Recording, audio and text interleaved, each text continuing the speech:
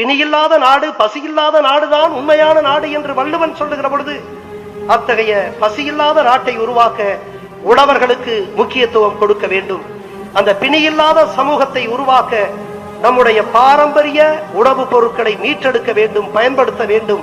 எனவே அந்த வகையில் நம்முடைய சிறுதானியங்களை பயன்படுத்தக்கூடிய இந்த பயணத்தில் நீங்களெல்லாம் இணைந்து கொள்ளுங்கள். இன்றைக்கு இந்த இயற்கை உணவு என்று ஒப்பற்ற நோய்களை விரட்டி அடிக்கக்கூடிய இந்த மரபு வழி இயற்கை உணவுகளை நீங்கள் போற்றுங்கள், ஏற்றுக்கொள்ளுங்கள், பழக்கப்படுத்திக் கொள்ளுங்கள். அதனை உங்களுடைய வாழ்வினுடைய ஒரு அங்கமாக மாற்றிக்கொள்ளுங்கள். அதுதான் உண்மையான வாழ்வினுடைய அறமாகும். அந்த வகையில் நிச்சயமாக இது போன்ற முயற்சிகள் நம்முடைய தமிழ் பாரம்பரியத்தை, நம்முடைய இயற்கை உணவுகளை, நம்முடைய சிறுதானியங்களை மீட்டெடுக்கும்.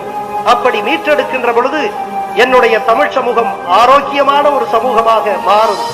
ஆரோக்கியம் மட்டுமல்ல,